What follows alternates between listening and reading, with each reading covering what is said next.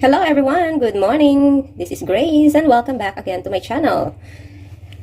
Today's menu, I'm going to show you on how to make an omelette. It is very easy and you can find the ingredients in your refrigerator. Very easy to make and of course very delicious. So, what we're gonna do is first make our pan heated. And now this is my way to check if my pan is hot enough. And don't worry guys, I had already washed my hands and prepared all the ingredients. The ingredients that we're going to need is, of course, we need butter. We have onion. We have tomatoes. I have a chopped carrots and ham or bacon.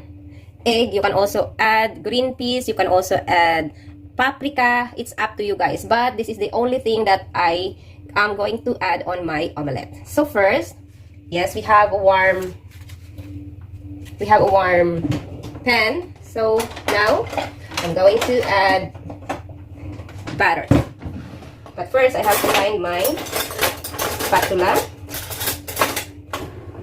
and this is my butter, salted butter, just good enough to saute our ingredients. That's it, not so much. And then by this time guys, you have to lower your heat from hot or from highest to medium, and then set aside our butter because we're going to use it again later when we're going to add our egg. We also have cheese guys, but this is only optional. So first we're going to saute our onion. Just enough oil or butter to saute our onion. And then, we're going to add in the side there our tomato. And in the side here is our carrots. Saute, and then in the middle is our ham or bacon. And all you're going to do is to mix it all together and fry. Or saute until you see that the color of our carrot is translucent. This is just very easy guys. Easy recipe that you can prepare for your family, your kids, your husband, or for yourself. That's it. We're going to just wait until our carrots is also tender. The reason why I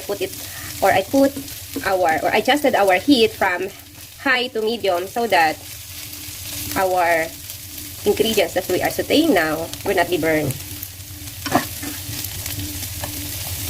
Just perfect enough to saute and make our ingredients tender.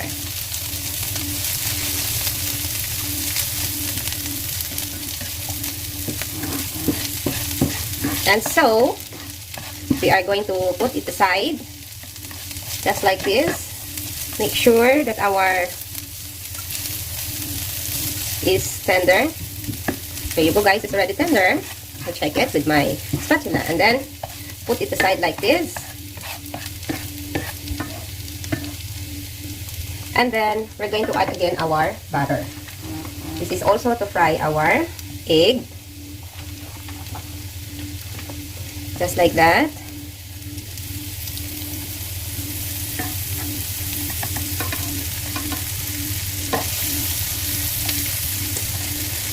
And it's also perfect temperature not to burn or to burn our egg. So I have my beaten egg here. Some people are adding milk. I do not. So I have to put some in the side, just like that, and adjust on the top, just like this. And we're going to move and wait until it's dry and move our ingredients slowly in the middle, just like that. When it's dry guys, make sure that everything is already dry, and then let's going to put our ingredients in the middle, just like this. Don't worry if you destroyed it. It's just normal, but we have way to fix this, guys. Just like that, spread it in the middle, and then we're going to add the rest of the egg to the other side and flip it together later. That's the reason we're going to put our heat into medium so that we're not going to burn our egg. Just like that, and then adjust, put our egg in the side so that it's two and connect to make pan, and wait also until it's dry. Don't worry, it's not going to burn. And then we will add our cheese. You can use shredded cheese. I don't have shredded cheese, so I have to use this normal cheese that we put on our sandwich. This one. And just put it like that. And this time, let's add our pepper. Like that. And I have this. Other people are using some of herbs, but I'm using only this spring onion, the dried one. And fifi. This is the favorite thing. Fifi is the ingredients, or not ingredients, but what you call this? Just like, oops, I do it on the other side. Just like pepper that Anvala loves so much. And then now it's time to flip our egg this way, and we're going to add the rest of the egg here, and that's also to make sure that the egg in the middle is fully covered and not going to be destroyed. Just like that, guys. It's the same as you making crepes. And then you see, flip our side with egg there, and that we're going to flip it over again to the other side, just like that. Perfect. Just like, oops, it's still, sorry about that, but it's okay. There's no perfect way of making our omelette. Make sure that it is all fully covered, and when we're going to flip it, just like that, and we're going to transfer it into our plate, just like this. So I'm going to move this aside, and I think this is 100% done. Now, I had already transferred our egg into our plate, and then there's still a little bit of ingredients here, so I'm going to add a little bit more of butter, like that. And this is also to saute our bread that I also put here to scrape away the rest of the egg and fry. Just 2 pieces of it, and all the taste will be absorbed of our bread. Fry it like this. It's like, you're toasting the bread. Simple as that. Put it on the top, flip it, that. See, guys, you can feel this is toasted.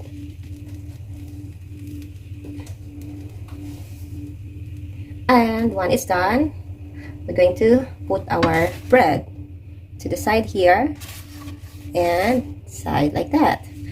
So we have our wonderful and delicious omelette with bread, and I'm going to put some mayonnaise or ketchup, but I just leave it like this and serve it because I don't know what will be the dressing my husband or Anva would like to have. So I will serve it with ketchup and mayonnaise. It's up to him if he wants to add. So that's it, guys. I hope you learned something, and yes, easy way on making omelette. Thanks for watching. Bye.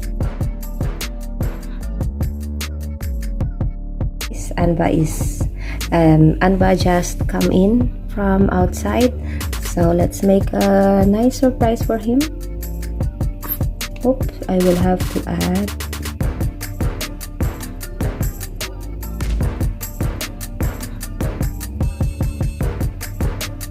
a smiley face and of course tongue out. I'm sure he's going to love it. And of course, a little bit of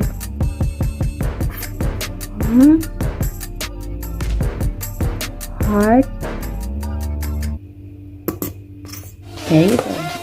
That's supposed to be hot, guys, but sorry. But anyway, that's it. That's all.